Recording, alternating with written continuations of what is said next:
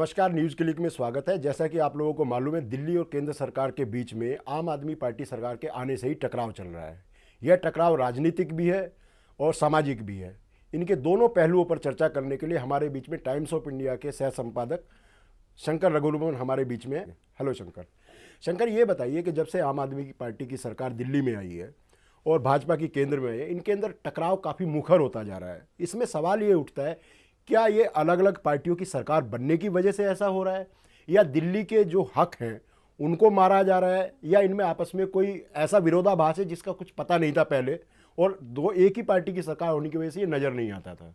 कुछ हद तक जो आपने अंत में कहा कि एक ही पार्टी की सरकार केंद्र में और दिल्ली में होने की वजह से ये बातें दब के रह गई थी।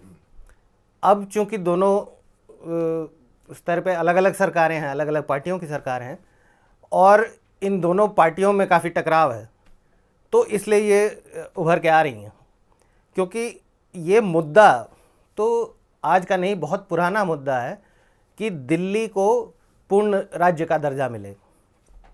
अब उसमें विचार अलग अलग हो सकते हैं, लेकिन ये मुद्दा नया नहीं है। ये मुद्दा शुरू से चला आ रहा है कि दिल्ली में जो सरकार चुनी जाती है उसके पास क्या अधिकार होने चाहिए और केंद्र का हस्तक्षेप किस हद तक होना चाहिए। लेकिन इस बार कुछ ये मामला कुछ ज़्यादा ही तूल पकड़ गया, क्योंकि जिस तरीके से केंद्र के नुमाइंदे ने यानी लेफ्टिनेंट गवर्नर ने जिस तरीके से हस्तक्षेप किया है और उसका जवाब जिस तरीके से दिल्ली की सरकार ने दिया है, वो दोनों ही कुछ एक्सट्रीम किस्म के हैं।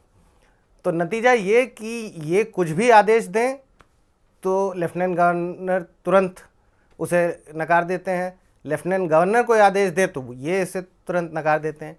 तो इसलिए ये कुछ ज़्यादा ही बढ़ गया मामला।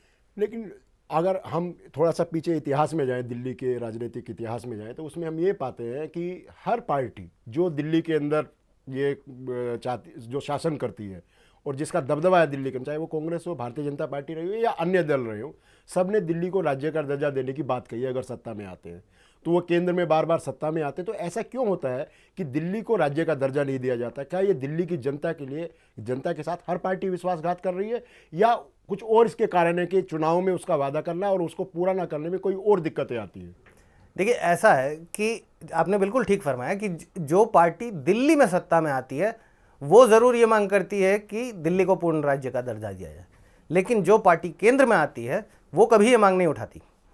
तो जब एक ही पार्टी दोनों स्तर पे होते हैं, तब अगर कांग्रेस वाकई सीरियस था कि भाई दिल्ली में पूर्ण राज्य का दर्जा मिलना चाहिए दिल्ली को, तो उनके पास बहुत वक्त था जब वो ये कर सकते थे।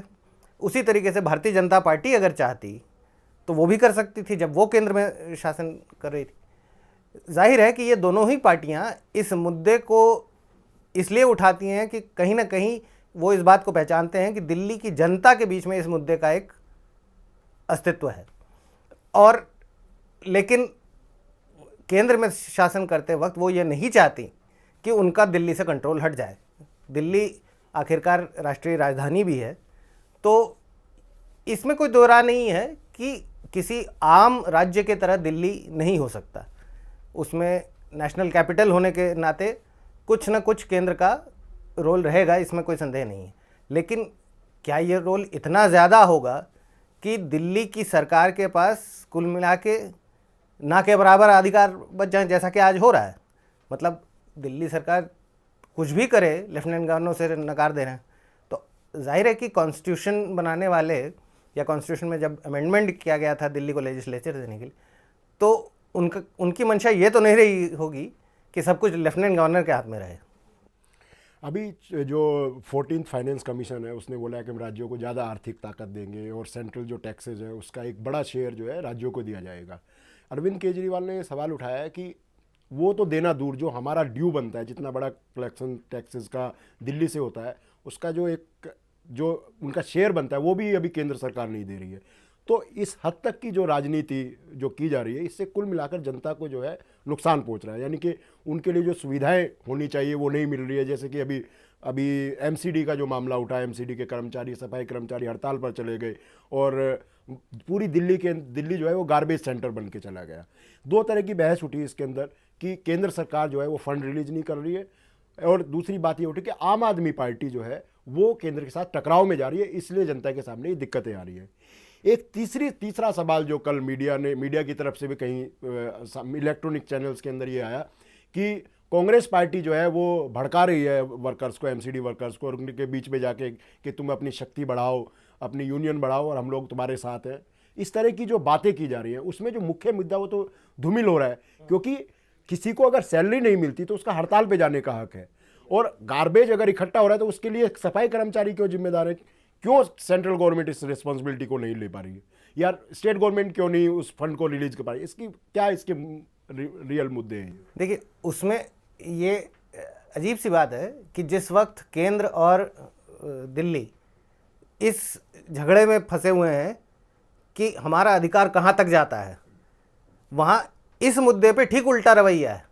दोनों कहते हैं ये हमारा नहीं है, बाकी हर मुद्दे पे एलजी कहता है ये मेरा हक है और सीएम कहते हैं नहीं ये मेरा हक है। लेकिन इस मुद्दे पे दोनों ही कह रहे हैं ये तुम्हारा काम है, ये मेरा काम नहीं, क्योंकि यहाँ पे डिलीवरी का मामला है, यहाँ पे पैसे खर्च करने पड़ेंगे, आपको रिटर्न में कुछ मिलेगा नहीं।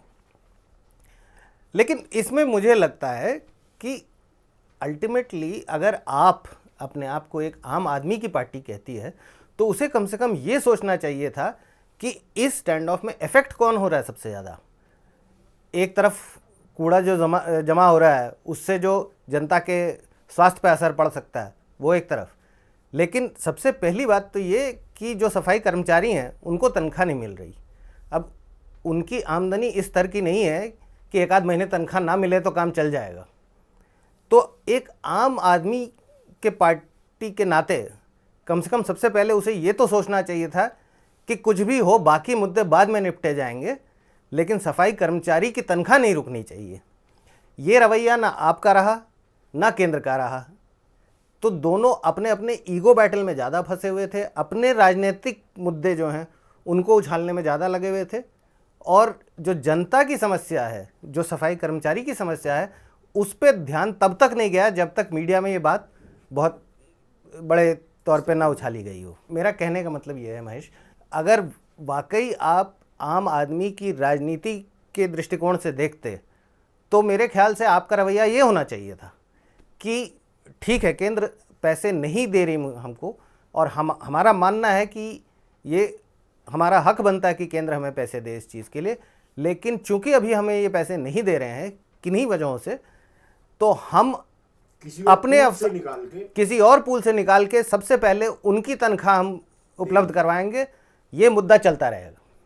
अगर वो रवैया रहता तो फिर पब्लिक ओपिनियन भी, पब्लिक सिंपैथी भी आपके साथ हो जाती है। यहाँ हो ये रहा है कि लोगों को ये लग रहा है कि किसी को हमारी चिंता नहीं है, सिर्फ आपस के झगड़े में उलझे हुए हैं लोग। हम बात कर रहे थे शंकर रघुनंदन से दिल्ली के हालात पर। शुक्रिया।